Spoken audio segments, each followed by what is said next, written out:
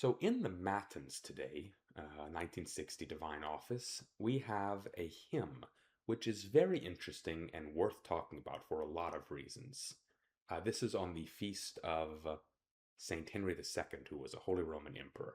And what's going on with this hymn immediately, something that should pop out to you right away, is that the translation and the Latin don't match up very well. There's a lot of unusual places about this translation, and why that is itself interesting, because the hymn in Latin is written in a type of classical meter called a Sapphic stanza. And this was originated in Greek. It was used by the Iolic, I think, poet whose name was Sappho. She wrote a bunch of little lyric poems. Very famous. Not a lot of her poems actually survive, but we have little fragments of them. And she has a particular type of stanza that she writes for her poems. And there aren't a lot of Sapphic stanzas written in Latin. Here and there you'll find Horace writes a few. I think Catullus might have written a few. But there are actually a lot of Sapphic stanzas in the breviary. And that, I think, is surprising in the first place, because who's out there writing these hymns in Sapphics? But a Sapphic stanza has a particular rhythm, which is very fixed, and it isn't based on the stresses of the syllables, but rather on the lengths of the vowels, and they're arranged into particular patterns. A lot of people have this idea that ecclesiastical Latin doesn't use these vowel lengths, but if you go and you look into our hymnal, then more than half of the hymns are written using meters that rely on those things existing. So I don't know where that idea found popularity, because the beauty of the songs that we sing doesn't exist without those vowel lengths. Anyway, the sound of a Sapphic is like this. It has three lines that are a little bit long, and then one line at the end that's shorter. And to sound it out, it goes do do do do do do do do do do do. Do do do do do do do do do do do. Do do do do do do do do do do do, and then the last line goes do do do do do. So when we actually read the hymn, we get Iste confessor Domini colentes, quem pie laudant populi per orbem, hac die letus meruit supremos, laudis honores, or more naturally, iste confessor Domini colentes, quem pie laudant populi per orbem, hac die letus meruit supremos, laudis honores. And an interesting thing here is that if you were to read this, it's a very beautiful hymn, I think, very beautiful poem. It has a nice rhythm to it because it's written in a classical stanza. But if you were to read that off of the accented syllables, it would lose all of its beauty and grace. It would become like Iste confessor Domini colentes, quempie laudant populi per orbem, hacti eletus, meruit supremos, laudis honores. Oh, that has lost all of the gracefulness that was put into it by the poet. Anyway, Iste confessor Domini colentes is a Sapphic stanza. And there's another place interesting, just on the note of Sapphic stanzas and classical meters in Catholic hymns. In the last stanza, we have this word totius in the third line. So the last stanza goes, Sit salus sili decusatque virtus, qui super celi solio coruscans, totius mundi seriem gubernat, trinus et unus. Amen. And this word totius in the second to last line is unusual, because whoever put the accent marks on this word was well aware of the fact that this was a classical meter, and this word was being twisted out of its normal shape by the meter. This word is not normally pronounced totius, but totius. But here it's totius. Why is it totius? Because totius doesn't fit into the shape of a classical stanza, of the Sapphic stanza. And so many classical poets will write totius, right, instead of totius when they're writing poetry. And the whoever put together these accent marks, aware of that, correctly accented the word according to the meter being used, rather than how the word would normally be accented. Now, on to the translation of the hymn. Like I said, the translation is somewhat unusual, because it doesn't really match in unusual ways. Like, let me give you a good example here. Third stanza. Cuius ob prestans meritum frequenter, egraque passim jacuere membra, viribus morbi domitis saluti restituuntur. And if I were to translate that, I'd say, um, because of whom's present merits frequently um, sick limbs that are lying around all over the place are restored to health, having lost their strength to disease. But here in the translation, we have sick ones of old times to his tomb resorting, sorely by ailments manifold afflicted, oft times have welcome health and strength returning at his petition.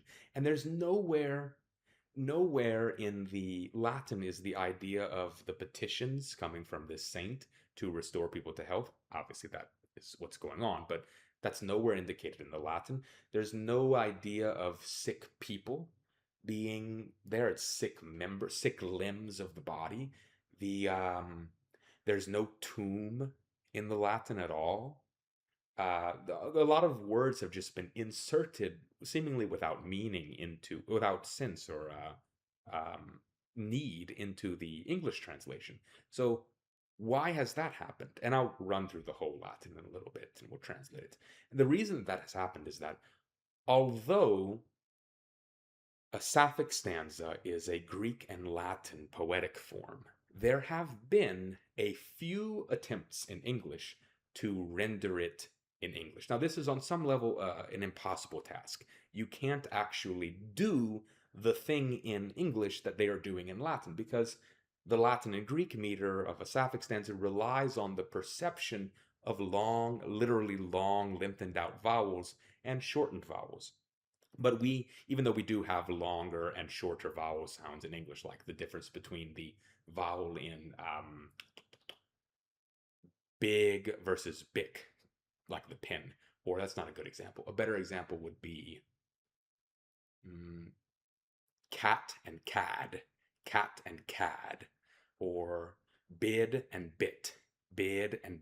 I literally pronounce the I noise for a longer time in the word bid than I do in bit.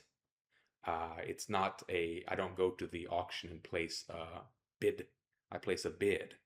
And I don't want a bit of food. I want a bit of food. So there's a length of vowel distinction. We have that in English, but we don't really think about it. We don't perceive it.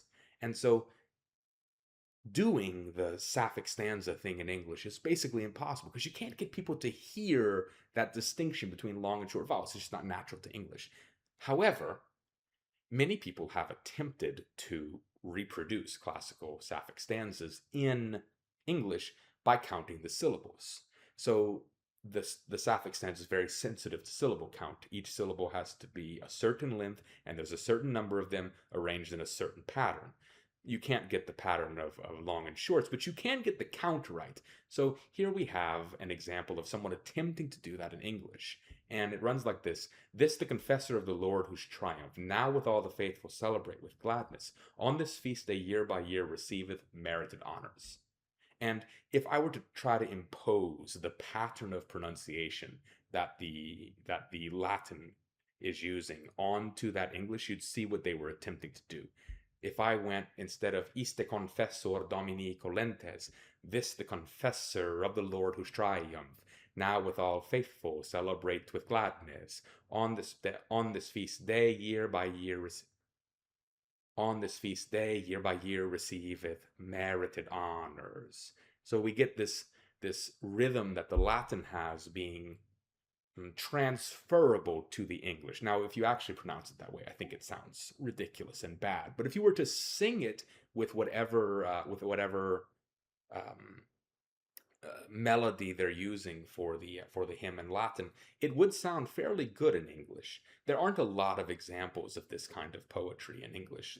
Very, very few. If you go onto the Wikipedia page for Sapphic stanza, there's maybe 6 total examples that they can list.